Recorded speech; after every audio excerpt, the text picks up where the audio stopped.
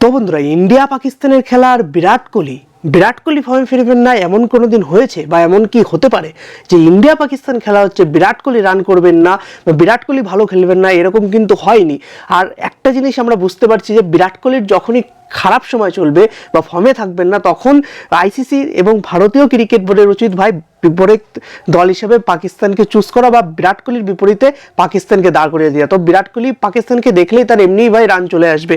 আমরা যদি দেখি বন্ধুরা, এই ম্যাচে কিন্তু প্রথম থেকেই বিরাট কোহলি অসাধারণ টাচে ছিলেন এবং বিরাট কোহলি কিন্তু অসাধারণ খেলেছেন। আর বিরাট কোহলি বন্ধুরা দুর্দান্ত প্লেয়ার। তিনি 51টা ওডিআই ইন্টারন্যাশনাল সেঞ্চুরি করেছেন, যা আজ পর্যন্ত কেউ করতে পারেননি। সচিন তেন্ডুলকার করেছিলেন 49টা। তো সেখান থেকে তাকে টপকে গিয়ে 51টা ওডিআই সেঞ্চুরি বন্ধুরা মুখের কথা না। যারা টোল করছিলেন তারা এবার বন্ধ করুন। বিরাট কোহলি হচ্ছে একজন গ্রেটেস্ট অফ অল টাইম, তিনি লেজেন্ডের থেকেও উপরে। আমরা যদি দেখি ইন্ডিয়া পাকিস্তানের ম্যাচে কিন্তু পাকিস্তান টস জেতে এবং টস জিতে কিন্তু পাকিস্তান চুজ করে ব্যাটিং, এবং ব্যাটিংয়ে কিন্তু প্রথম দিক থেকে কিন্তু ভালো টাচে দেখা যাচ্ছিল পাকিস্তানকে, অর্থাৎ পাকিস্তান কিন্তু ভালো খেলছিল। বিশেষ করে কিন্তু বাবর আজম বন্ধুরা 5টা কিন্তু 4 মেরেছেন, তিনি কিন্তু 23 রান করেছেন এবং ইমামুল হক এসেছিলেন 10 রান করেছেন, ভালো খেলেননি।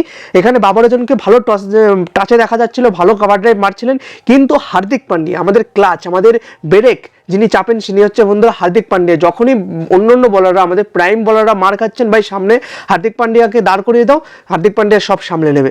হার্দিক পান্ডিয়া আসলেন এবং বাবর উইকেটটা কিন্তু নিয়ে নিলেন। যদিও তার আগের বলে তাকে 4 মেরেছিলেন, কিন্তু তারপরের বলেই তিনি একদম উইকেটটা নিয়ে নিলেন এবং কেএল রাহুল ক্যাচ ধরে ফেললেন। এবং সাউথ শাকিল এসেছিলেন বন্ধুরা, এই সাউথ শাকিল কিন্তু ভালো খেলেছেন, 62 রান করেছেন 76 বলে, এবং মোহাম্মদ রিজওয়ান কিন্তু 46 রান করেছেন, এবং পাকিস্তানে আর কেউ টিকতেই পারেননি। তো ইন্ডিয়ান বলাররা কিন্তু খুবই ভালো বল করেছেন, কিন্তু বন্ধুরা মোহাম্মদ শামি একদমই ছন্দে ছিলেন না আজকে। তিনি কিন্তু প্রথম দিক থেকে কিন্তু প্রথম ওভারে 4 হোয়াইট দিয়েছে, যা কিন্তু আজ পর্যন্ত সারা কেরিয়ার অর্থাৎ সমস্ত কেরিয়ারে মোহাম্মদ শামি দেননি।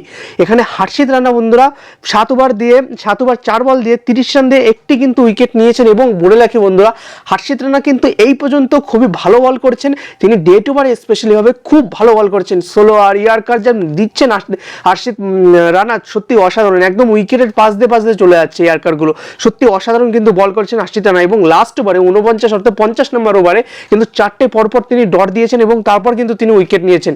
তিনি কিন্তু বন্ধুরা মারাত্মক বল করছেন হার্ষিত রানা। এবং হার্দিক পান্ডিয়া তো আজকে লাজবাব, একদম 8 ওভারে 31 রান দিয়ে 2টো গুরুত্বপূর্ণ উইকেট কিন্তু তিনি নিয়েছেন।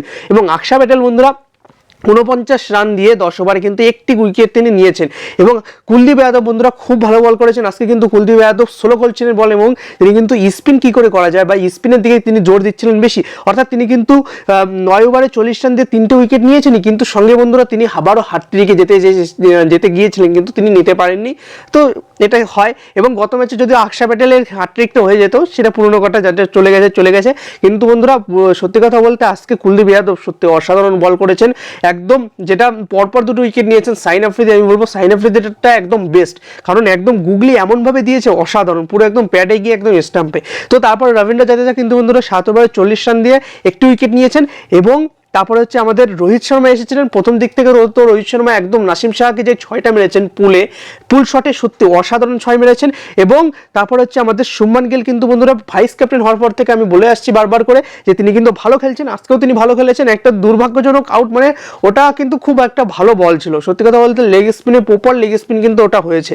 এবং তারপর হচ্ছে বিরাট কোহলি কিন্তু বন্ধুরা আজকে তো বিরাট কোহলিকে নিয়ে কি বলবো, কিছু বলারই নেই। আমি তো ভিডিওর শুরুতেই তাকে সবকিছু বলে দিয়েছি। 111 বলে 100 রান করেছেন তিনি, কিন্তু 96 রানে ছিলেন, 96 রানে ছিলেন তিনি। এবং এখান থেকে কিন্তু তিনি 4 মেরে তারপর তিনি 100তে আসেন এবং 7টা কিন্তু তিনি 4 মারেন, এবং সত্যি অসাধারণ খেলেছেন, ম্যাচটা একদম ধরে রেখেছেন, একদম লাস্ট পর্যন্ত ম্যাচ উইনিং শট মেরে তিনি জিতিয়েছেন। এবং তারপর হচ্ছে বন্ধুরা শ্রেয়াস আইয়ার খুব ভালো খেলেছেন, 56 রান করেছেন 67 বলে, যদিও অনেকটা ভাগ্য পেয়েছেন উনি, একটা দুটো ক্যাচ কিন্তু পাকিস্তান ফিল্ডাররা মিস করেছে। এবং বন্ধুরা বলে রাখি, পাকিস্তান ফিল্ডাররা একদম বাজে। আজকে যেইভাবে ওনারা ইতিহাস থেকে বাজে হয়ে আসছেন, সেইভাবে কিন্তু বাজে রয়েছেন তাদের ফিল্ডার। 5টা কিন্তু 4 মেরেছেন আর একটা কিন্তু 6 মেরেছেন, যেটা স্যার কিন্তু যে 6টা মেরেছেন না, অসাধারণ 6 মেরেছেন সালমান আলী আগাকে, অসাধারণ একদম লেগ সাইডে প্রচুর লম্বা একটা 6 মেরেছেন। কিন্তু দুবাইয়ের মাঠ কিন্তু বন্ধুরা অনেক বড়। হার্দিক পান্ডিয়া বন্ধুরা 6 বলে 8 রান করেন এবং একটি 4 মারেন। ওই 4টা কিন্তু খুব কড়ক শট ছিল একদম। এবং ওখানে বন্ধুরা আকশা প্যাটেল এসেছিলেন, 4 ওভারে 3 রান করে একদম নট আউট যায়। এবং সাইন আফ্রিদি 8 ওভারে 74 রান দিয়ে, মনে রাখবেন এটা কিন্তু ওডিআই চলছে, টি20 না, 74টা রান খেয়েছেন পাকিস্তানের বলার সাইন আফ্রিদি। এখানে কিন্তু 2টো উইকেট নিয়েছেন, যদিও রোহিত শর্মারটা অসাধারণ উইকেট ছিল। এবং নাসিম শাহ বন্ধুরা এখানে একটু ভালো বল করেছেন, তিনি 8 ওভারে 37 রান দিয়েছেন। এবং হ্যারিস রাউফ তো চিরকালই মার খায় ভারতের বিপক্ষে, 7 ওভারে 52 দিয়েছেন।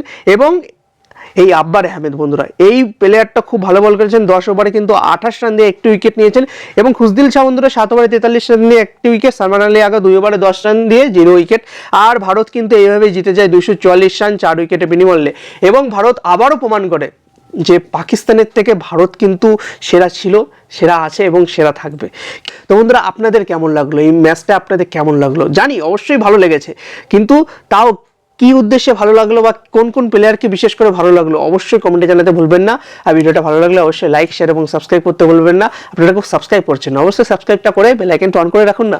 আর বন্ধুরা, তাহলে আজকের জন্য এটুকুই, দেখা হচ্ছে আরেকদিন আরেকটি ভিডিও। ততক্ষণের জন্য ভালো থাকুন, সুস্থ থাকুন এবং ক্রিকেট দেখতে থাকুন। ধন্যবাদ।